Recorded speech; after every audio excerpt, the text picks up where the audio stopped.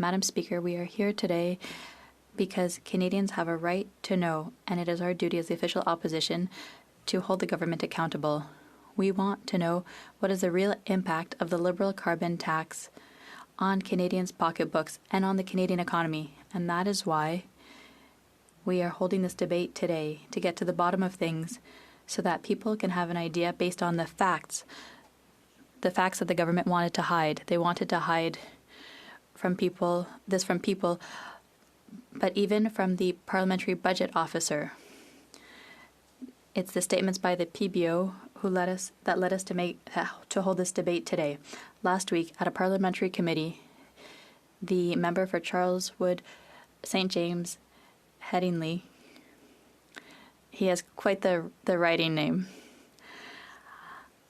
I've told you, Madam Speaker, I love federal policy, and they are those long writing names. Is that correct for you? Okay. My colleague from Manitoba had a very good conversation with the PBO a few days ago in the committee. Et voici l'échange qu'il y a eu. Here's what was said. Mr. Giroux, you said that you'd understood that the government had an economic analysis regarding the carbon tax that wasn't published. Are you saying that the government wasn't transparent about your analysis? Answer from the PBO. I mentioned that the government has an economic analysis regarding the impact of the carbon tax and the carbon pricing system. We've seen it, the staff from my office has seen it, but we were told explicitly to not disclose it and not to refer to it. That's the PBO who said that to the committee. My colleague from Manitoba continued, the government provided its analysis but gagged you by saying you can't talk about it? That's what I understand, responded the PBO. Madam Speaker, a government that gags the Parliamentary Budget Officer, if that's not absolute control of information that affects Canadians, I don't know what is. And that's why, Madam Speaker, we've tabled this motion today to hold this debate, to force the government to do what it did not want to do. It hid information. It told the Parliamentary Budget Officer, don't say a word. That's what he said.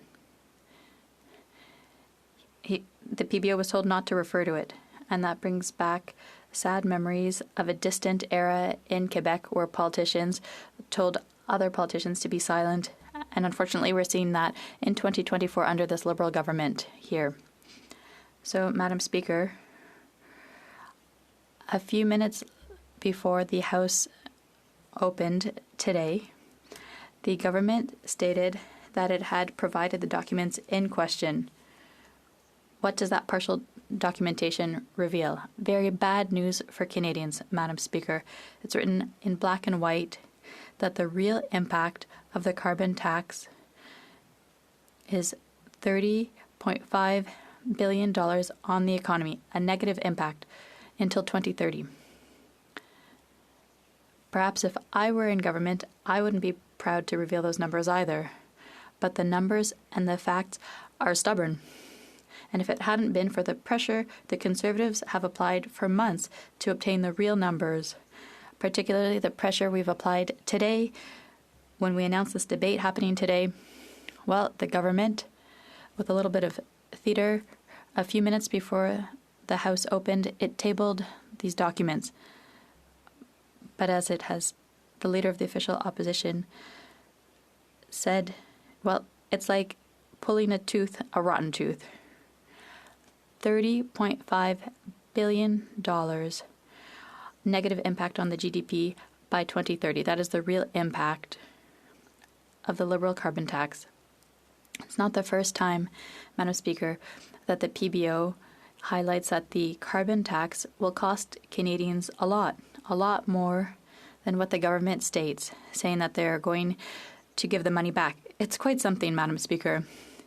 These people tell us over and over, yes, there is a price on pollution, but we are giving money back to people. Well, you take it here, you take a little cut, and then you give it back to taxpayers. Are people being taken for fools? I can tell you one thing, Madam Speaker.